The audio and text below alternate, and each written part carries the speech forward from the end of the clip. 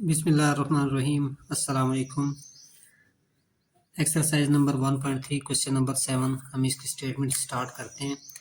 Mirha bought a toy for 1500 rupees and sold it for 1520 rupees. What was his profit percentage? कि मिरहा ने एक खिलौना 1500 रुपये का खरीदा है और 1520 रुपये का सेल किया है। हमने इसको प्रॉफिट फाइंड करना है परसेंटेज में। डेफिनेटली अगर 1500 का ख़रीदा है और 1520 रुपये का सेल किया तो प्रॉफिट तो है उसका 20 रुपये। अब इस 20 रुपये का हमने 1500 रुपये के लिहाज से परसेंटेज फाइंड करना है, कितना होगा। इसमें हम ये दो फार्मूले यूज़ करेंगे, SP माइनस CP प्रॉफिट के लिए, यानी sale price minus cost price.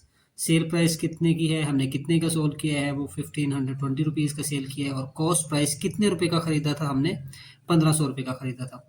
और जब प्रॉफिट फाइंड करना होगा परसेंटेज में, तो हम क्या करेंगे, प्रॉफिट परसेंटेज का जो फार्मूला होगा वो होगा प्रॉफिट डिवाइडेड बाय CP, यानी कॉस्ट प्राइस। कॉस्ट प्राइस कितनी है हमारे पास, 1500 रुपये, और प्रॉफिट कितना आएगा, 20 रुपीज़, और उसको 100 से मल्टीप्लाई कर देंगे तो हमारे पास आंसर आ जाएगा। हम स्टार्ट करते हैं कि उसने हमें तीन चीज़ें दी हुई हैं। हम सबसे पहले कॉस्ट प्राइस वो कितनी है, 1500 रुपीज़, और उसके बाद जो है सेलिंग प्राइस वो है 1500 और 20 रुपीज़।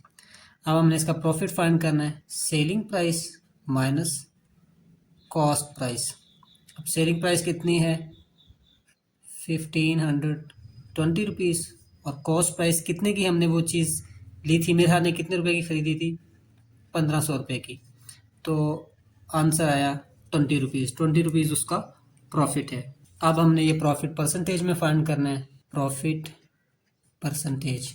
तो इसका फार्मूला क्या है, profit divided by cost price into 100। तो प्रॉफिट कितना है, 20 रुपीज़, कॉस्ट प्राइस कितनी है, 1500 रुपीज़ इंटू 100। ये 20 से कैंसिल कर देंगे।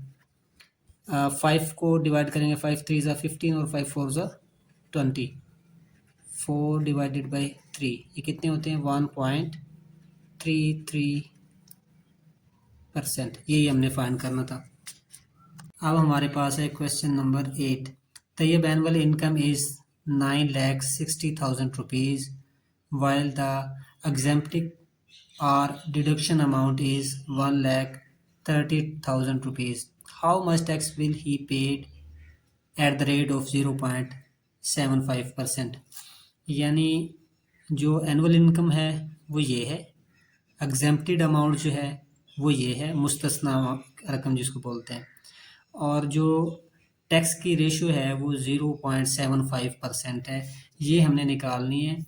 देखें, एनुअल अमाउंट है ये, हम क्या करेंगे, इसमें से टैक्सेबल अमाउंट निकालेंगे, टैक्सेबल अमाउंट।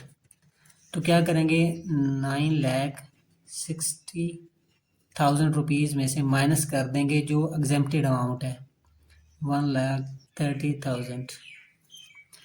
अब हमारे पास जो टैक्सेबल अमाउंट बचेगी वो है 8,30,000 रुपीज़। इस पे हमने टैक्स निकालना है 0.75%। टैक्स अमाउंट 8,30,000 रुपीज़ को मल्टीप्लाई कर देंगे 0.75% से। अब क्या करेंगे, ये इसी तरह रहेगा, 0.75। ये पॉइंट ख़त्म करेंगे, मैं 1 लगाऊंगा और जितने डिजिट हैं उसके बाद उतनी ज़ीरो, और ये जो परसेंटेज वाला है ये 1/100 इसी तरह। ये जो 20 है इन 20 से कैंसिल, और ये वाली 20 इन 20 से कैंसिल। यहाँ हमारे पास है 83 और यहाँ पे है 75। इनको मल्टीप्लाई करेंगे तो हमारे पास आएगा 6,225 रुपीज़।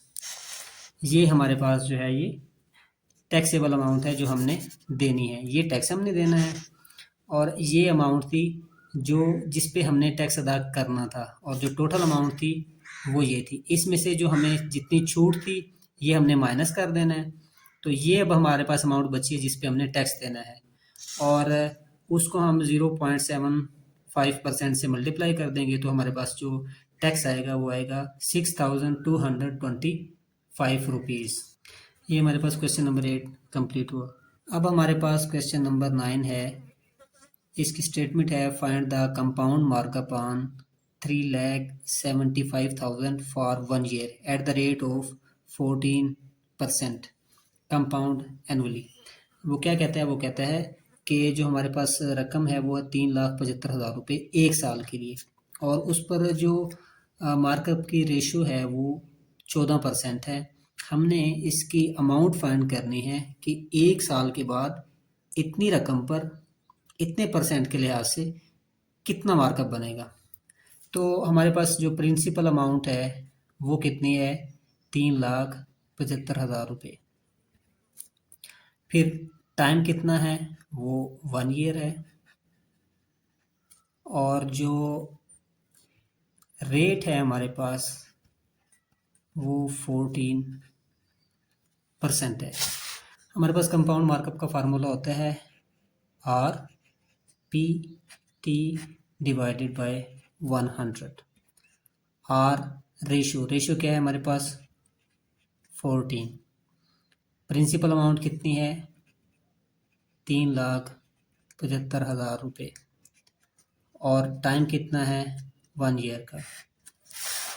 हम क्या करेंगे? इसको इस 100 पे डिवाइड कर देंगे। ये परसेंटेज वाला ही है। ये 2 ज़ीरो हम इन 2 ज़ीरो से कैंसिल कर देंगे। अब 3,750 को 14 से हम मल्टीप्लाई कर देंगे तो हमारे पास आंसर आएगा 52,500 रुपये। ये हमारे पास कंपाउंड मार्कअप है। यानी अगर हम 3,75,000 रुपये बैंक में रखवाएं 1 साल के लिए और हमें उस पर जो मार्कअप है वो 14% मिलेगा, तो 1 साल के बाद जो हमें प्रॉफिट होगा उससे 52,500 रुपये। यहाँ पर हमारे पास ये एक्सरसाइज नंबर 1.3 कंप्लीट हुई। इसके अगर आप प्रीवियस क्वेश्चन देखना चाहें तो प्लेलिस्ट शो हो रही होगी, यहाँ से आप जाकर इसके जो बाकी क्वेश्चन हैं उनको देख सकते हैं। अल्लाह हाफिज़।